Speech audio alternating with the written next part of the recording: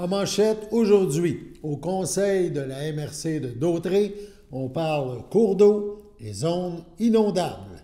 Bonjour à tous et bienvenue à votre bulletin d'information sur les zones de CTRB, votre télévision locale et régionale, en ce 10 septembre 2024. Amorçons ce bulletin en vous présentant donc la suite du conseil de la MRC, le conseil des maires, la MRC de Dautré, qui s'est tenue, cette séance des maires s'est tenue mercredi dernier. Un premier point a été soulevé lors de la période des questions concernant un éventuel plan d'action en lien avec les cours d'eau qui traversent la MRC. Différents embâcles se sont créés suite aux événements du début août et la possibilité que ces embâcles, que ces barrages viennent causer des avaries lors de d'autres événements, des événements comme celui du 9 août, donc a été soulevé. Le questionnement a été soulevé. On écoute un extrait de la séance du conseil de la MRC.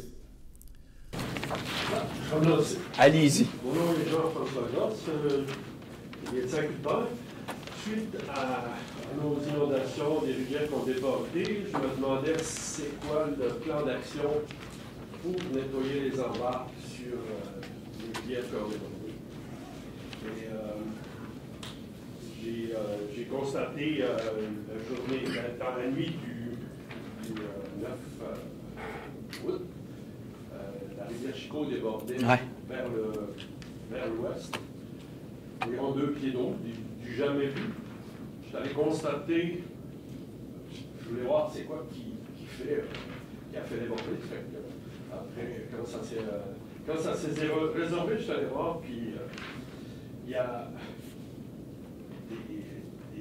des grappages de toutes sortes, des cabanes, des arbres, de tout.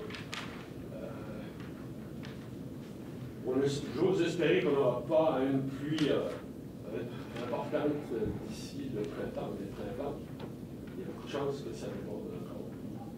Et j'ai l'impression que toutes les autres rivières qui ont débordé, c'est le même problème. Et je veux savoir s'il y a un plan d'action, s'il y a un plan d'action du style Saint-Norbert, on y va puis on discute après. C'est quoi le plan? Parce que dans les embâcles, comment... C'est ça. Là, présentement, l'équipe qui s'occupe de ça a, bien entendu, priorisé des interventions, surtout dans le nord de la MRC où les routes locales ont été coupées. Donc là, présentement, il y a des travaux qui sont faits pour rétablir la circulation dans le nord. Ensuite de ça, on va puis moi, M. Grosse, là, si vous avez des informations précises là, sur des obstructions dans les cours d'eau, vous nous les communiquez, ça va être important. Puis quand il y aura des obstructions dans les cours d'eau, évidemment, la MRC a la responsabilité d'assurer le libre écoulement des eaux dans les cours d'eau. Donc, il y a une évaluation qui est faite. Et éventuellement, les obstructions vont être retirées en collaboration avec les municipalités locales. Parce que dans ce cas-là, il y a des ententes qui existent avec les municipalités locales là, pour retirer ces obstructions-là.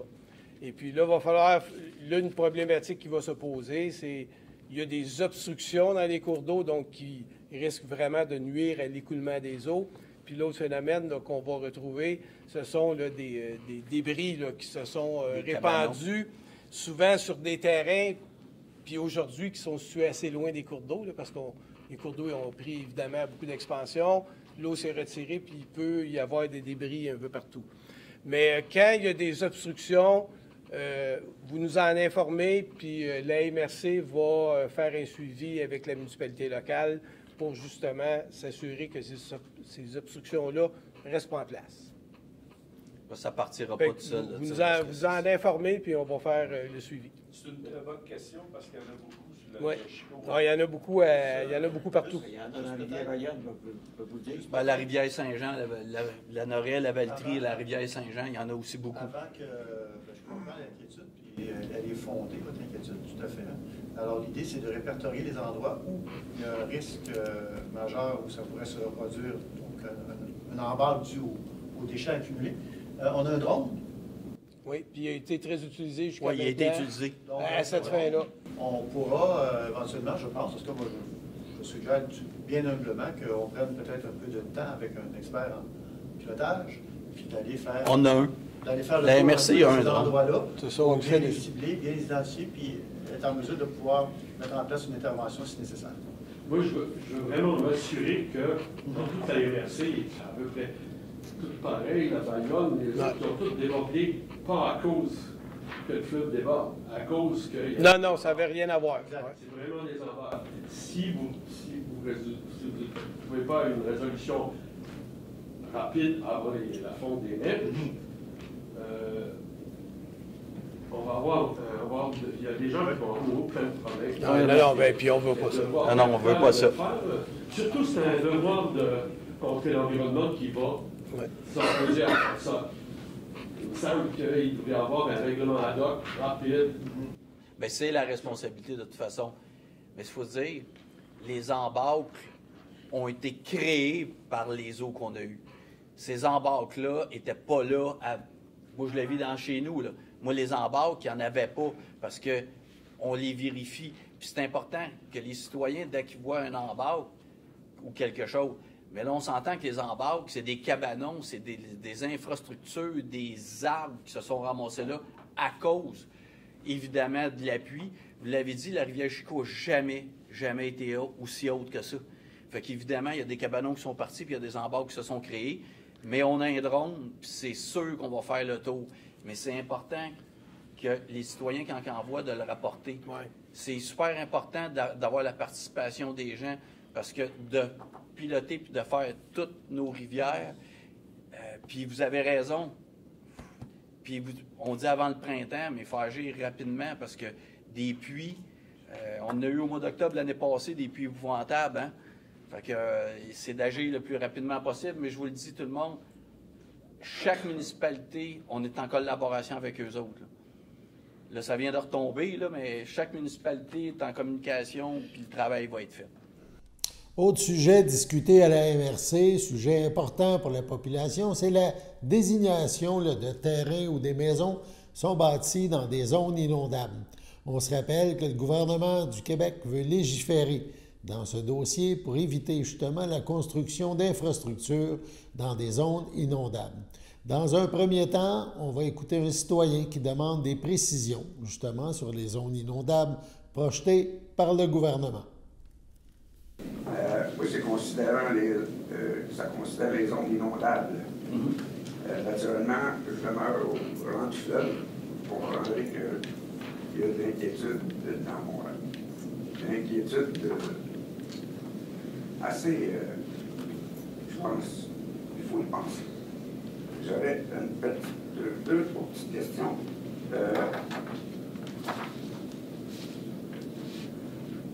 J'ai lu qu'il y avait 88 des habitations qui étaient en zone inondable dans le fleuve. J'espère qu'il y a 88 si vous êtes un peu fort en mathématiques, il n'en reste pas d'autres qui ne sont pas inondables. Je sais pas. 88, 100 moins 88, vous allez comprendre. Ça a tout un impact. Si on se retrouve dans la zone de Grand Cours, qu'est-ce qui va se passer? Écoutez, là, en ce moment, le gouvernement, ce qu'il fait... Je veux écouter et je veux comprendre aussi. Vous voulez dire quoi exactement? Votre explication. OK. En ce moment, ce que le gouvernement fait, il fait des séances de consultation. Très au courant. Bon. La MRC s'est positionnée sur la réglementation qu'ils sont en train de faire. Également, les citoyens peuvent aussi déposer un mémoire. Ça n'a pas été trop publicisé, puis on s'est demandé, il faudrait que les citoyens le sachent. Le gouvernement a fait ça. Mais la problématique qu'on a, on nous consulte sur de la réglementation, mais on n'a pas de carte de zone inondable. Ce qu'on a dit au gouvernement, comment vous pouvez nous consulter sur des zones inondables? Parce que peut-être la réglementation a tout son sens, mais les cotes, on les considère trop hautes. Là, ils vont-tu les mettre encore plus hautes? On ne le sait pas. ce qu'on a dit au gouvernement, vous nous consultez à l'envers. Puis on le dit, là, ce qui a été nommé, on a l'impression que c'est une consultation qui est bidon. Comment vous pouvez nous consulter sur de la réglementation que vous voulez mettre en place sans qu'on ait la ligne des zones inondables? On ne la sait pas. Et le gouvernement ne nous les fournit pas. Et il y a plus, parce que où ça va, puis M. Goyette, vous connaissez, parce que M. Goyette, il pilote pas mal le dossier. Et de plus, n'oubliez pas qu'il va y avoir les... M. Goyette, le maire de l'île du Bas, c'est lui qui est très, très au courant avec M. Sylvestre. On se réunit pas mal dans ces dossiers-là. Mais il y a aussi la zone de liberté des cours d'eau qui va être ajoutée à ça. C'est quoi la cote? C'est quoi la ligne? On les a pas. Mais on nous consulte sur de la réglementation. Donc, mais je peux vous assurer que la MRC, avec M. Sylvestre, M. Goyette, on a un comité avec notre service d'aménagement et on le travaille en petit comité. On dépose un mémoire au gouvernement parce qu'on est parfaitement conscient qu'il peut avoir un impact épouvantable les citoyens. C'est une chose de se retrouver réellement dans une zone inondable. Comme gouvernement, à un moment donné, il faut mettre des choses en place. On le comprend. Par contre, quand on parle, je pense, de l'île du Pas, quand vous avez une pente de 2-3 cm sur 2 km, bien, je vais vous dire une chose, si vous montez de la ligne, ces 2 km que vous venez de toucher, on les a pas, ces cotes-là. Et le gouvernement, je vous le dis, eux autres non plus, ils les ont pas. C'est pas fait. Le rapport du puits, oui, mais le rapport du puits, c'est pas nécessairement les cotes que le gouvernement sert sur le rapport du puits. Non, c'est ça. Le rapport du puits, là, on ne sait même pas si le gouvernement, qu'est-ce qu'il en dit. Probablement que le gouvernement, si le rapport vient pas de lui, il n'acceptera pas. Puis je vais vous dire une chose, avec ce qui vient de se passer, avec les puits qu'on vient d'avoir, parce qu'oubliez pas qu'en plus, le gouvernement va prendre, c'est pas juste les zones inondables parce que le fleuve ou une rivière monte, mais ce qui vient d'arriver va être pris en compte par le gouvernement.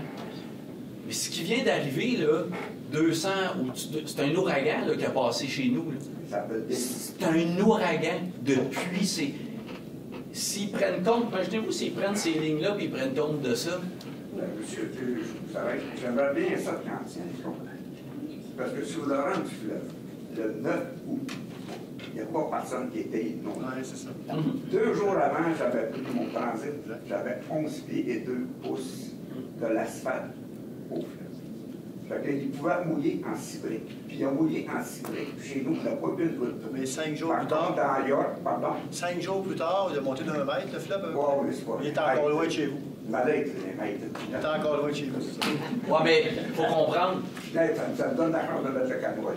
Le fleuve, c'est par sa grandeur et par son débit, c'est quand même un fleuve, on le voit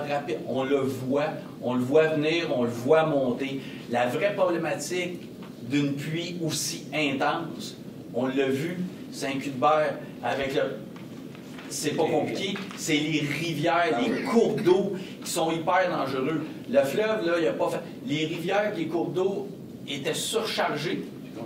Puis, on regardait où ça se déversait dans le fleuve, puis ça faisait des tourbillons, parce que les rivières étaient plus hautes que le fleuve. Le fleuve, il est capable d'en prendre. Le fleuve, c'est pas une pluie qui va l'énerver. C'est ce que la mairesse de Montréal veut faire, les étangs éponges. Oui, c'est ça. Ouais. Fait qu'il y a nous, on a un naturel. Oui, voilà. Pour des fortes pluies, oui. Après la pause, on entendra Alain Goyette, le maire de l'île du Pas, intervenir suite au questionnement du citoyen. Sur ce, on passe à la pause. Votre station de télévision de Berthierville vous invite cordialement à son bingo hebdomadaire télédiffusé tous les samedis matins dès 9h30. Depuis longtemps, les fans de CTRB se divisent le joyeux montant de 600 $ chaque semaine à cette joute de bingo. N'oublions pas non plus le super bingo mensuel d'une cagnotte de 2000 $ que vous pourriez vous partager chaque premier samedi du mois.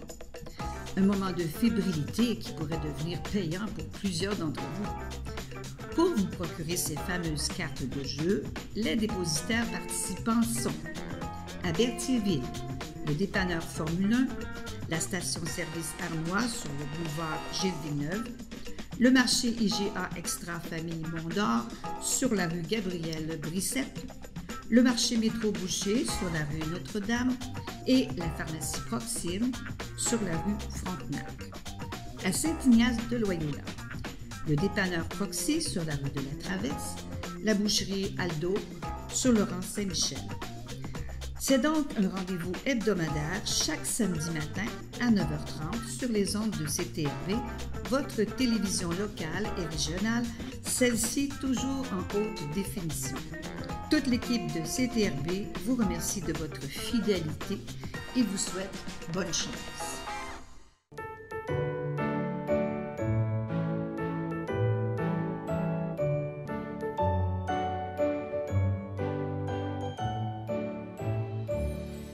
En ce 10 décembre, la FADOC de l'île du Pas souhaite bonne fête à Nicole Dubé. C'est votre anniversaire aujourd'hui. Chères téléspectatrices, téléspectateurs, eh bien, toute l'équipe de CTRB se joint à moi et vous souhaite bonne fête. On en a parlé en terminant la première partie du bulletin. On écoute maintenant la réponse du maire Alain Goyette, le maire de l'île du Pas. Il est responsable du dossier des zones inondables à la MRC de Dautré. Donc, il nous parle de ce dossier fort important, les zones inondables. Est-ce que les chiffres que vous avez dit au début du 88, là, ça, c'est une simulation qui était faite ici. Si on appliquerait les cotes qui nous imposent, les cotes du rapport Lapointe de 1990, si on les appliquerait tels quels avec le règlement qui nous propose, ça donnerait ces chiffres-là. Ce qu'on sait, c'est que les cotes, qui sont des moyennes du rapport Lapointe, c'est des moyennes statistiques qui datent d'avant l'aménagement de la voie maritime et de la voie navigable du Saint-Laurent. On sait que ça ne marche pas bien chez nous. Et la gestion des grands barrages. La gestion des grands lacs. La gestion, on peut juste penser à la gestion de la rivière des Outaouais qui a été créée en 83. Avant 83, il n'y avait pas de gestion de la rivière des Outaouais, il n'y avait pas d'organisme qui gérait. Il y en a plein comme ça. Fait que le rapport Dupuis, il amène ce qu'il dit, puis il a été corroboré par un autre scientifique, ce rapport-là, en grande partie. C'est ce qu'il dit, c'est qu'il faut prendre le fleuve comme il est aujourd'hui, de la manière qu'il est aujourd'hui avec ces aménagements-là qui ont été faits, qui sont gérés par des humains.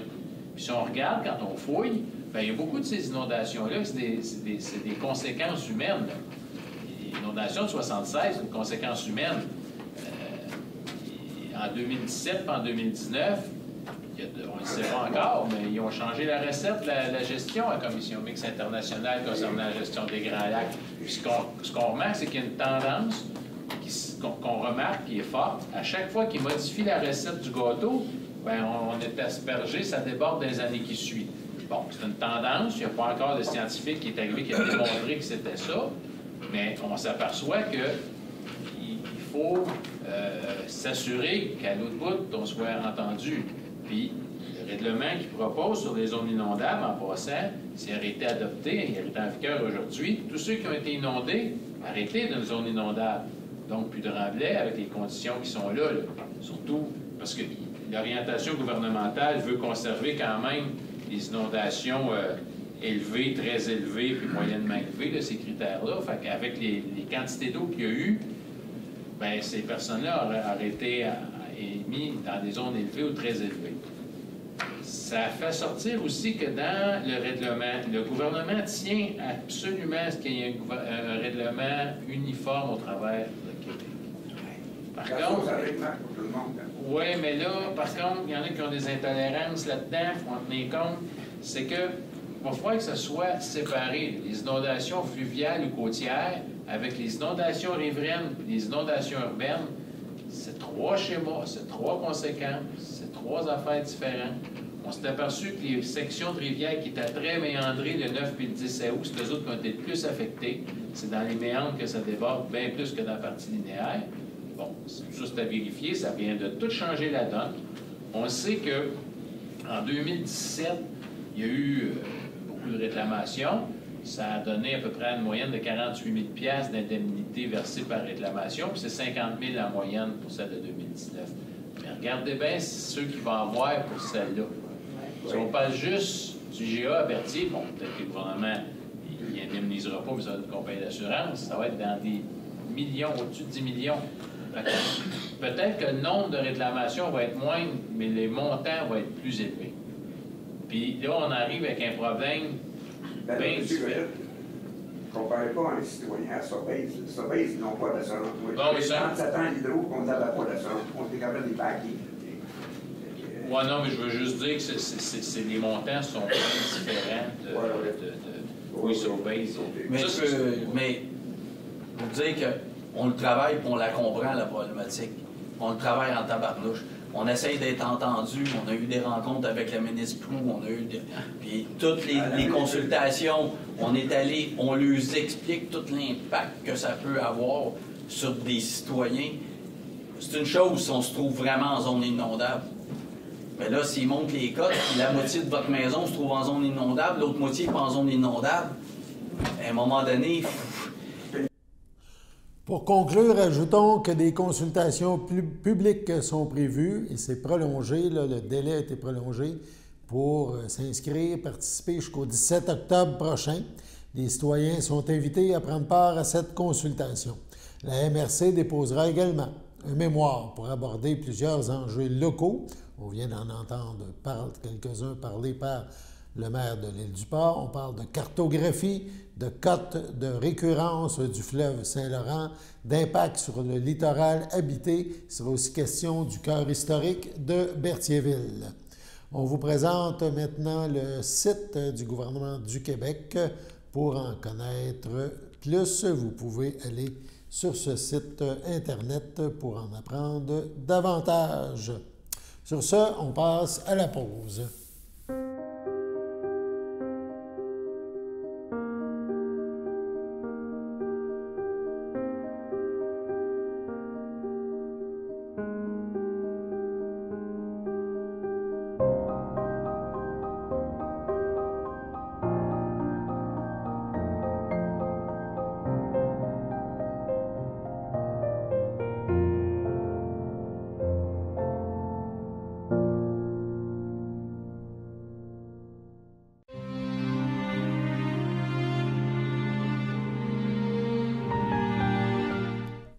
Aux habitations Bordelot à Joliette, le 5 septembre, à 85 ans, est décédée Mme Denise Lavallée, épouse de feu Émile, dit Gilles Brodeur, fille de feu Wilfrid Lavallée et de feu Lucille Gré, demeurant à Joliette, autrefois de Berthierville. Elle laisse dans le deuil ses sœurs, Rita Duguay, feu Charles Brousseau, Lucille Lavallée, Donna Martel, Irène Lavallée, feu Claude Maigrat, ainsi que ses neveux, nièces, autres parents et amis. La dépouille de Mme Lavallée ne sera pas exposée. Une cérémonie aura lieu en toute intimité à une date ultérieure.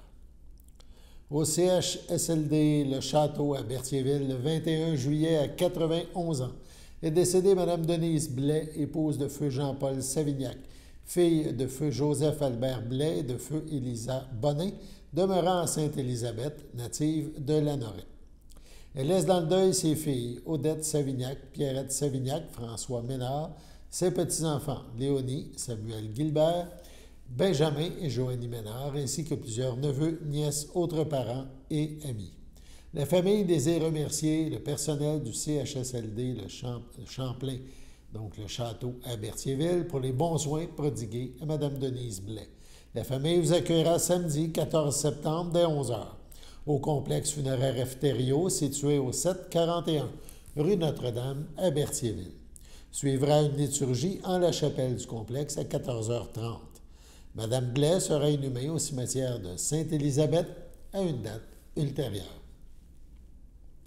À son domicile, le 12 août dernier, à 92 ans, est décédé M. Roger Sylvestre, demeurant à Saint-Barthélemy. L'ayant précédé sa fille Joanne et son fils Marcelin, il laisse dans le deuil ses enfants, Clément Sylvestre, France Rinfray, Manon Sylvestre, Claude Bellil, ses petits-enfants, Karine et Geneviève Plante, Caroline, Danny et Kevin Sylvestre, Eliane et Cindy. Ses arrière-petits-enfants, Océane, Vénusia, Lou, Rémi Arthur, Lucie, son ami de cœur Denise Daisy, ses sœurs Denise Sylvestre, feu Roger Dupont, feu Yvon Sylvestre, feu Louise Sylvestre, Lisiane Sylvestre, Marcel, Marceline Sylvestre, feu Jean-Guy Dupuis, ainsi que plusieurs neveux, nièces, autres parents et amis. La famille vous accueillera samedi le 14 septembre dès 10h en l'église de Saint-Barthélemy, où les funérailles suivront à 11h. Les cendres de M. Sylvestre seront inhumées au cimetière de Saint-Barthélemy. Au centre d'hébergement Le Château, à Berthierville, entouré des siens le 20 août dernier, à l'âge de 93 ans, est décédé M. Cyril Massé, feu Régent Marchand, et son épouse Clémence Sarrazin, fils de feu Charles-Omer Massé et de feu Irène Bastien, demeurant à Saint-Barthélemy. Il laisse dans le deuil, outre son épouse, ses enfants. Carole Massé, feu Daniel Bellemare. Marie-Claude Massé, Alain Manègre. Mario Massé, Joanne Paquet. Ses petits-enfants, Maxime Bellemare, Valérie Joly. Simon Bellemare, Andréane Sirène. Frédéric Manègre, Alexandra Grenier. Sébastien Manègre, Myriam Charette. Ariane Massé, ses 9 arrière-petits-enfants, Antoine, Nathan, Eva, Livia, Alexis, Charlie, Agathe, Adèle et Flavie. Lui a précédé ses sœurs Simone et Yolène Massé, ses frères et ses belles-sœurs. Célestin Massé, feu Marcel Beaupré, sa conjointe Yvonne Massé, Monseigneur Vital Massé, Grégoire Massé, Thérèse Lavôtre, Alide Massé, Gisèle Dumont, Yvan Massé, feu Rita Comartin et sa conjointe Linda Gauthier, Ghislain Massé, Marie Chrétien, les enfants de Clémence, Robert et Céline, Pierre Lagacé, Marie-Josée Boisjoli, ainsi que plusieurs autres neveux, nièces, autres parents et amis. La famille tient à remercier le personnel du château au 3e étage pour les bons soins prodigués à M. Massé. Vos témoignages de sympathie peuvent se traduire par des dons pour les troubles cognitifs. Ça serait gravement apprécié de la famille. La famille qui vous accueillera samedi 14 septembre 13h à l'église de Saint-Barthélemy. Les funérailles suivront à 15h. M. Massé sera inhumé au cimetière de Saint-Barthélemy le même jour. Sur ce, on passe à la météo.